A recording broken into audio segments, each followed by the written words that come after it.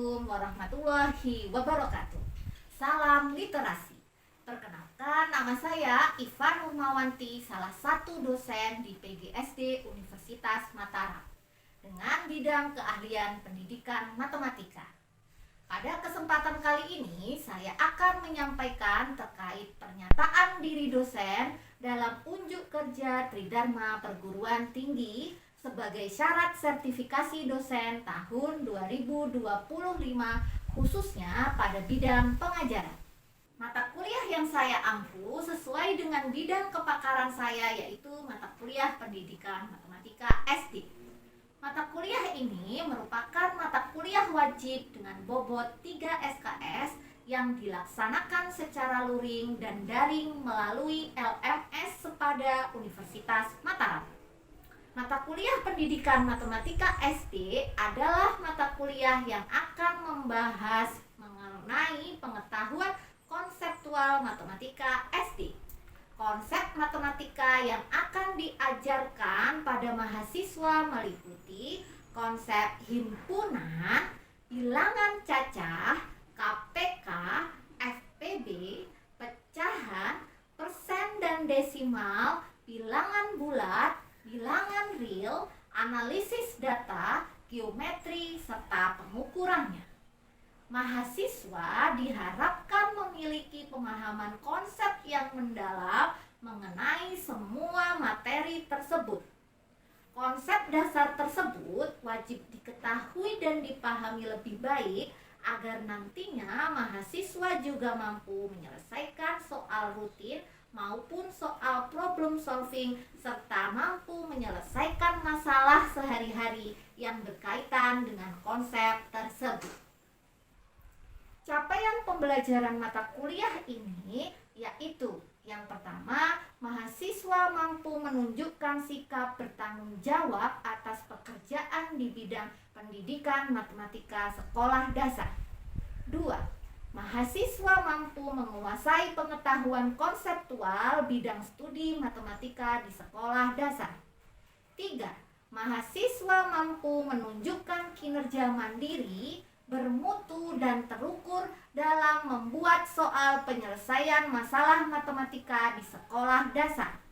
4. Mahasiswa mampu menerapkan pemikiran logis, kritis, sistematif, dan inovatif dalam konteks pengembangan atau implementasi ilmu pengetahuan dan teknologi yang memperhatikan dan menerapkan nilai humaniora dalam menyelesaikan masalah bidang matematika di sekolah dasar secara mandiri.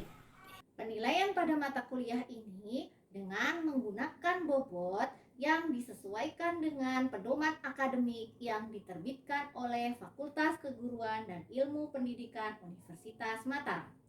Buku ajar utama yang digunakan yaitu buku yang diterbitkan oleh Mercer, Bergen, and Peterson dengan judul Mathematics for Elementary Teacher, A Contemporary Approach 9th Edition.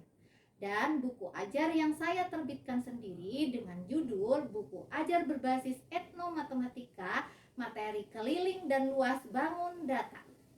Metode yang saya gunakan pada pembelajaran pendidikan matematika SD yaitu dengan pendekatan case-based learning. Pendekatan ini dipilih agar mahasiswa mampu memahami konsep matematika dengan benar dengan masalah atau kasus yang diberikan dengan menggunakan pemikiran kritisnya. Pada pembelajaran ini, mahasiswa melakukan tahapan amati, diskusi, eksplorasi, konklusi, dan evaluasi. Kegiatan amati akan dilakukan mahasiswa dengan mengamati video tentang masalah yang berkaitan dengan konsep. Kegiatan diskusi, mahasiswa diberikan pertanyaan sesuai dengan konsep dengan mengamati video yang selanjutnya digunakan sebagai bahan diskusi. Selanjutnya, mahasiswa melakukan eksplorasi, yaitu mengkonstruksi konsep dengan mengeksplorasi kasus-kasus yang ada. Konklusi, mahasiswa menyimpulkan pemahaman tentang konsep yang telah mereka konstruksi.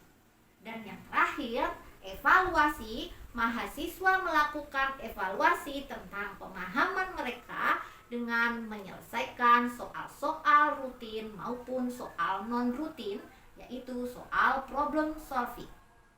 Berikut cuplikan video pembelajaran yang saya lakukan pada perkuliahan pendidikan matematika SD. Baik, assalamualaikum warahmatullahi wabarakatuh. Waalaikumsalam warahmatullahi wabarakatuh. Gimana hari ini kabarnya? Siapa yang tidak hadir? Hadir semua. Hadir semua. Oke. Nanti saya yang absen lewat via ya. Tapi semuanya hadir ya. Oke, baik. Hari ini tahu kita mau belajar apa?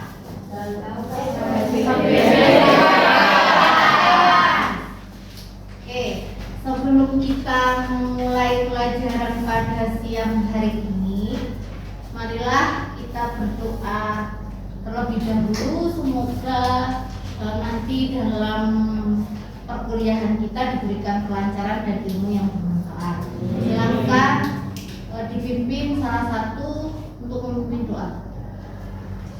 Baik teman-teman, sebelum kita mulai pelajaran pada siang hari ini, marilah kita berdoa menurut agama dan kepercayaan kita masing-masing. Berdoa dimulai, berdoa selesai. Oke, baik. Dulu kalian ingat nggak pernah belajar tentang FPP dan KPK di kelas berapa? Kelas SD ya? Nah, sekarang kan mau jadi guru SD. Dan sekarang ibu mau lihat apakah pemahaman kalian yang kalian peroleh waktu di sekolah dulu itu konsepnya sudah sesuai apa tidak, gitu ya. Jadi harus bisa membimbing siswa agar konsep yang kalian sampaikan itu benar, gitu ya. Oke, banyak sekali sebenarnya miskonsepsi di matematika SD. Sekarang ibu mau lihat apakah konsep yang tertanam di diri kalian itu sudah tepat apa enggak, ya? Oke, kalau misalnya saya tanya tentang FPB dan KPK, apa yang terlintas dalam pikiran kalian? Silahkan. Oke, silahkan. Untuk FPB kita persekutuan terbesar, sedangkan KPK kelipatan persekutuan terkecil. Oke, berarti kalau menurut Mbak Fida, FPB itu faktor persekutuan terbesar. Kalau KPK kelipatan persekutuan terkecil. Oke. Kelihatan yang di belakang? Sebelum kita masuk ke materi FPB dan KPK, coba saya mau tanya, bilangan himpunan bilangan genap itu anggotanya apa saja?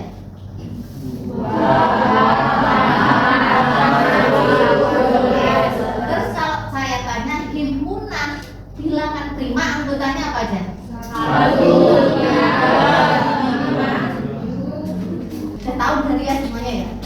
Terus kalau misalnya dituliskan himpunan bilangan prima, cara menuliskannya gimana?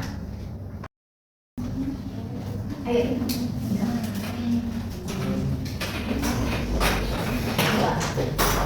Yang lain videonya masih kasih nama Pak ya?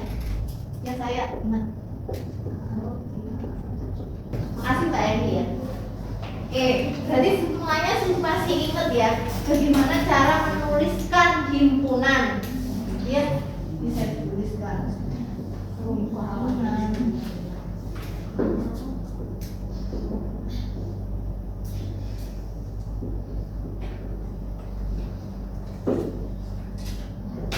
Oke, nah sekarang saya mau tanya, semuanya setuju sama Mbak Eni? Ada yang punya jawaban berbeda? Ya. Oke, kenapa 49 tidak termasuk? Oke, ini yang tidak termasuk. Oke, sekarang saya mau tanya, bilangan prima itu apa? Bilangan yang hanya bisa jadi satu dan bilangan itu sendiri. Yang sekarang saya mau tanya lagi, kalau misalnya 2, dia hanya bisa dibagi bilangan 1.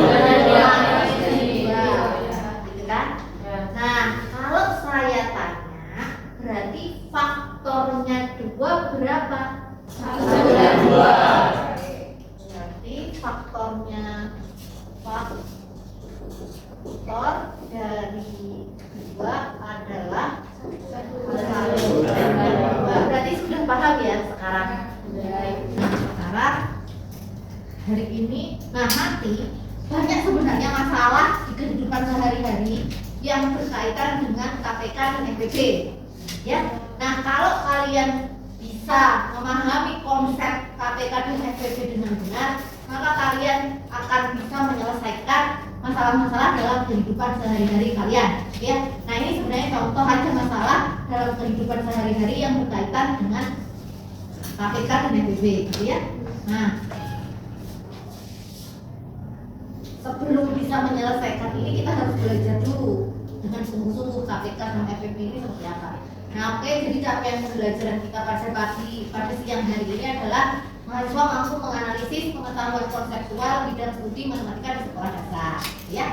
Nah, terus kemudian ataupun nanti di kegiatan pembelajaran hari ini kalian akan melakukan aktivitas mengamati video, berdiskusi, eksplorasi, mengumpulkan informasi, menyimpulkan dan evaluasi.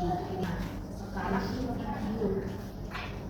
Halo adik-adik semua, selamat ketemu Coba lagi. amati ya. Untuk pembelajaran kali ini kita akan belajar tentang faktorisasi prima, FPB dan juga KPK. Oke, kalian saya tanya ya, udah ya sampai di sini. Sekarang saya tanya, kalau misalnya diminta untuk mencari faktorisasi prima 20, apakah cara ini yang kalian lakukan juga? Ya. Ya dulu di SD gitu ya? Ya. Oke. Terus kemudian saya tanya, pertanyaan selanjutnya. Kenapa kok harus dibagi dengan 2? Oke, sekarang coba saya tanya. Kan tadi kalau 20 begitu ya? Sekarang kalau 15, gimana cara nyari faktorisasi primanya? Dari kalian yang merasakan Ayo 15. coba tulis di depan. 15. Terus faktor itu.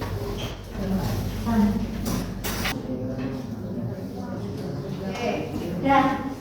Ada yang punya jawaban lain? Ayo. Emang saya yang besar kok enggak semuanya. Enggak apa sih enggak apa. Kasih nama. Saya hapus dulu ya. Yang ini tak. Ini sudah paham semuanya ya? Sudah. Oke. Sekarang ayo. Oke, Mbak Julia, yang besar. Ya. Sini.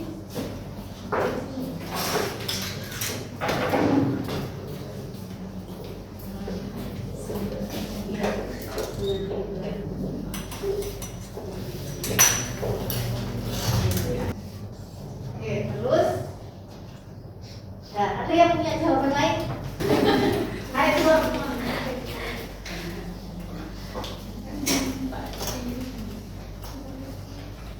Nggak apa yang beda aja, kalau mau yang punya jawaban beda tiga-tiganya ya silahkan. Setuju sama siapa? Mas Malang Mbak atau Dea. Mbak Dea? Oke, saya tanya, kenapa kok setuju sama Mbak Dea? Karena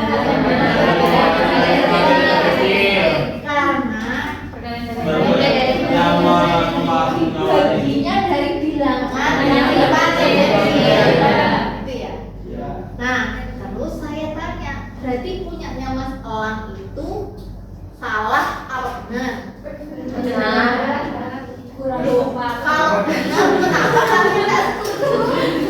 Katanya tidak setuju saudaranya Mas Elang, tapi kok benar? Sekarang saya tanya, punyanya Mas Elang benar apa enggak? Benar tapi kurang tepat. Nah, benarnya di mana? Yang kurang tepatnya di mana? Oke, silakan aja Bari. Iya. Ngomong Bari. Gimana Bari? Dari proses itunya salah tapi menghasilkan jawaban yang sama itu 45. Benar. Oh, prosesnya menurut Mbak Erti kurang tepat, Ya. tapi hasilnya benar, iya, karena sama dengan prosesnya Mbak Dia.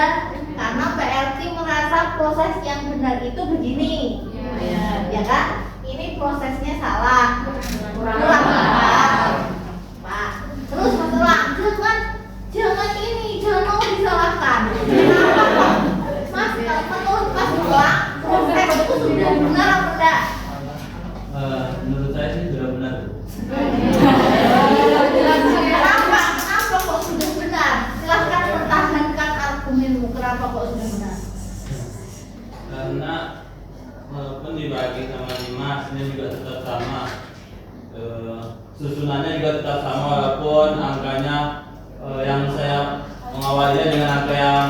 besar daripada angka yang diawali oleh Dea. Oke, kalau Mas Noah bilangnya begini, "Loh Bu, apa yang salah dari proses saya?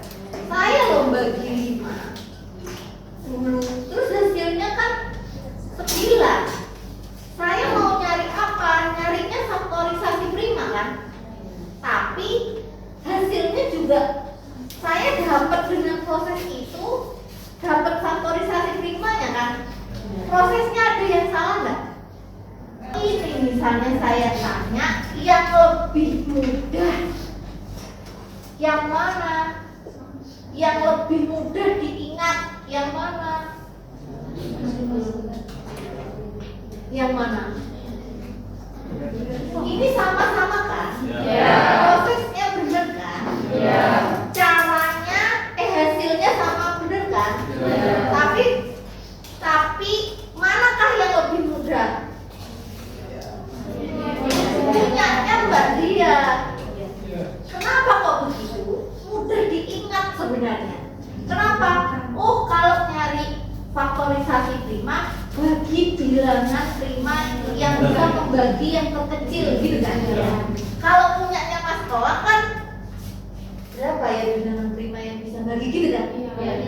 Nah, masih nyari-nyari yang lain atau enggak misalnya tidak dibagi. Kalau misalnya punyanya Mas Tola ada yang jauh begini, boleh nggak?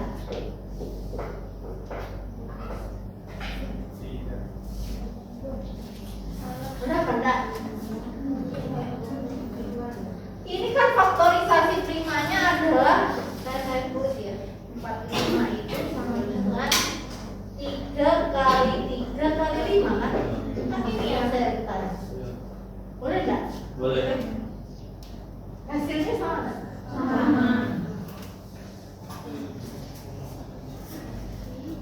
Benar. Ini benar. Ini benar.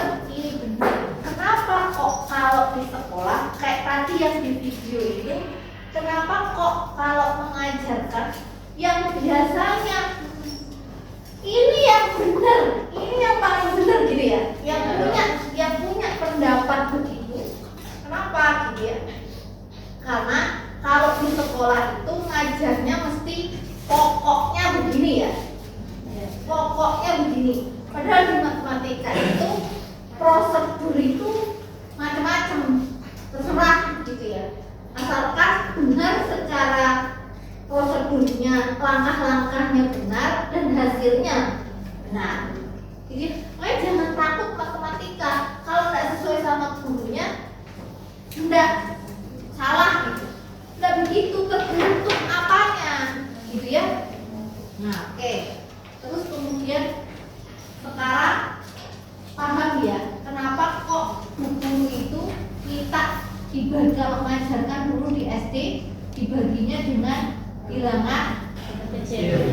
yang terkecil. Nah sekarang coba saya minta Mas Wahyu 8 sama 12 Mas Wahyu coba FPB dari 8 dan 12 ya. 8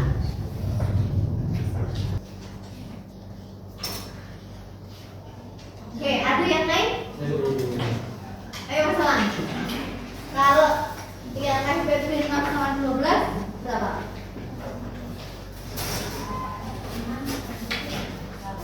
Baru berapa punya Mas Wahyu? Tulis berapa bawahnya? Ini sama, jadi nggak bisa dua aja Oke. dari kedua. Oke, ada yang lain Mas Elang? Ayo, Adi berapa? Jawabannya itu 2 pangkat 2. Kenapa? Karena kalau misalkan 8 itu faktornya itu 8 itu 2 pangkat 3. Nah, kenapa 2 pangkat 3? Kalau yang 12 itu 2 pangkat 2 kali 3. Nah, yang dicari itu adalah mana bilangan yang sama antara faktor 8 sama 12 dan faktor yang paling kecil itu yang Oke. Kalau menurut hari ini ya, Bu, kalau FPB itu dicari yang sama, tapi pangkatnya yang terkecil gitu kan? Gitu ya Mbak? Nah dulu waktu di SD diajarin begini ya. Iya.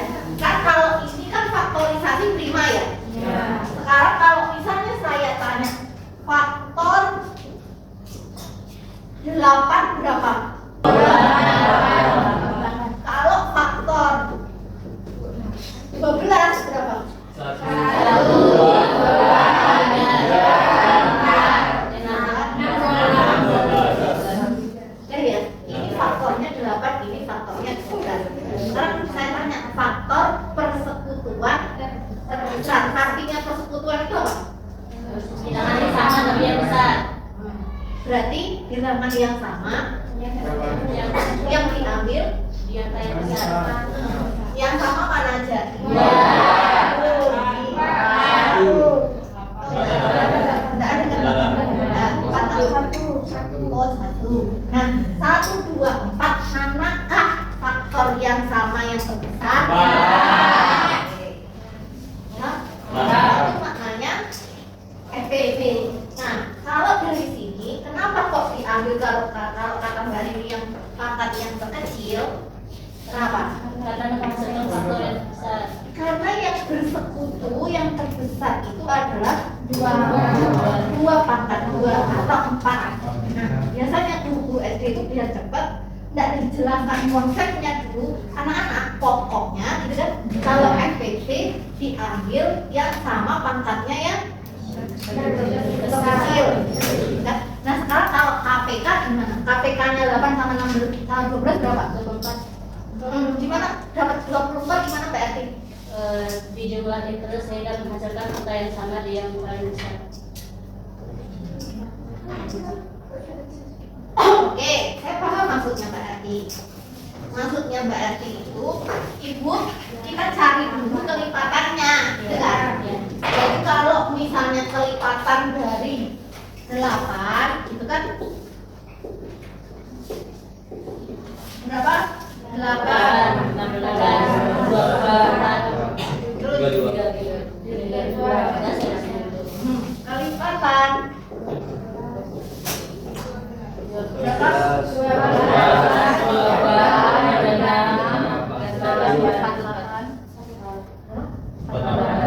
Nah, ini bisa nggak di sini 48? Bisa kan? Bisa 40, 48. Biar kelihatan yang samanya ya. 48 dan seterusnya. Jadi ini yang sama yang mana? 48. Ini dan seterusnya ya. Ya.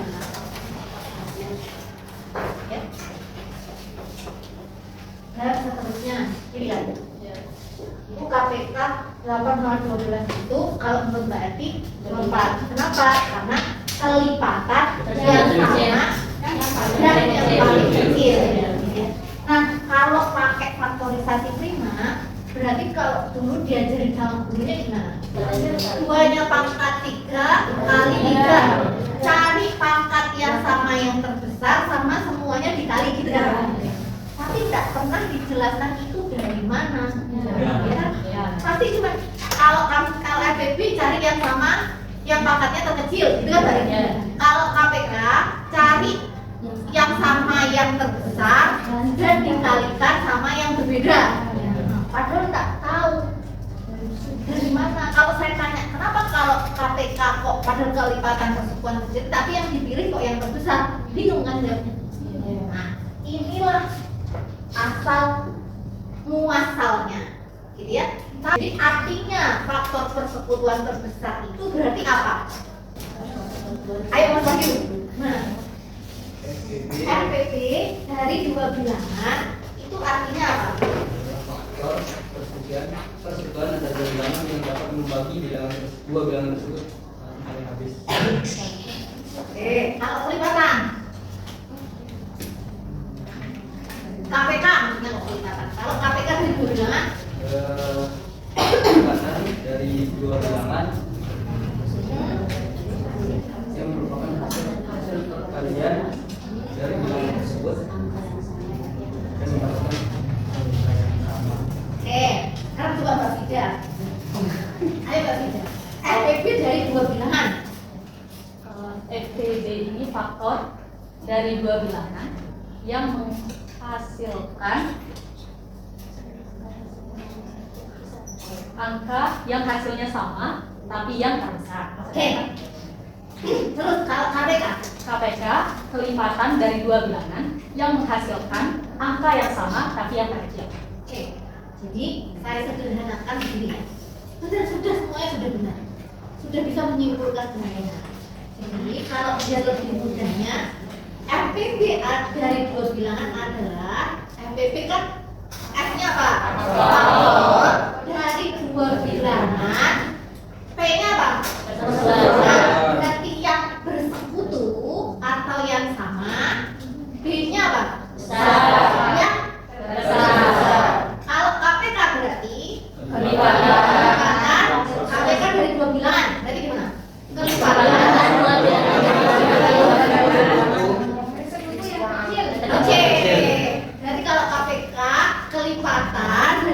bilangan yang bersebut atau yang sama dan yang kecil. Udah ya? Oke, sekarang sudah paham semuanya konsep FBB dan KPK. Berarti kalau saya ulang lagi, boleh nggak tadi misalnya nyari faktorisasi 5 pakai caranya Mas Pelan, nggak harus dibagi bilangan terkecil. Boleh. Gitu ya? Atau misalnya dibagi dulu dengan bilangan yang lain, boleh nggak? Boleh. Gitu ya? Nah ini contohnya macam-macam tuh, yang 60 bisa dibagi 2, bisa dibagi 6 dulu gitu ya. Nah, oke. Terus kita sudah menyimpulkan. Sekarang saya mau kasih kuis ya, silahkan dilihat kuisnya di kuisnya dilihat di grup ya. Oke. Terus kemudian nanti sebelum saya kasih tugas untuk minggu depan, saya mau tanya dulu bagaimana pembelajaran pada hari ini. Sebenarnya kenapa serunya? Itu jadi